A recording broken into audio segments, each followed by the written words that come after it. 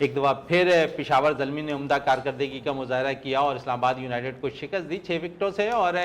कल हमने देखा कि यहाँ पर इस्लामाबाद की टीम 143 रन बनाने में कामयाब रही पहले बैटिंग करते हुए, और 144 रन का हदफ दिया गया। लेकिन कुछ मुश्किलात पेशावर ज़ल्मी को कल के शुरुआत में ज़रूर हुई, लेकिन उसके बाद पाकिस्तान क्रिकेट टीम के सबसे उम्दा बैटर बाबर आजम ने एक दफ़ा फिर उम्दा कारकर्दगी का मुज़ाहरा किया, निफ सेंचुरी स्कोर किया और उनका भरपूर तौर पर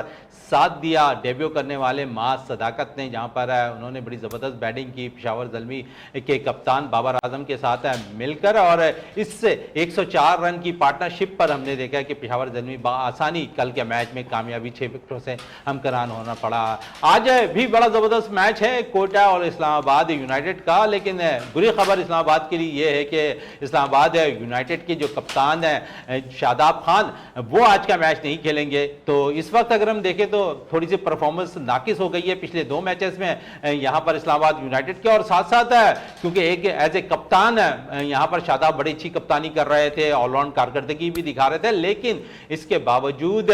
जो है हमने देखा कल थोड़ी सी उनको इंजरी हुई और आज का मैच वो खेलते हुए नहीं दिखाई देंगे। तो यकीनन बड़ा मैच है क्वेटा के लिए। अगर क्वेटा की टीम आज के मैच में परफॉर्मेंस कर देती है तो यकीनन टॉप पोजीशन पर आती हुई जरूर दिखाई देगी, नंबर 2 पोजीशन पर। तो जहां पर कराची किंग्स और लाहौर की अगर हम बात करें तो थोड़ा सा इनको एज हासिल है दोनों टीमों को, लेकिन इस वक्त क्वेटा की परफॉर्मेंस लास्ट 2 मैचेस में बड़ी जबरदस्त रही है।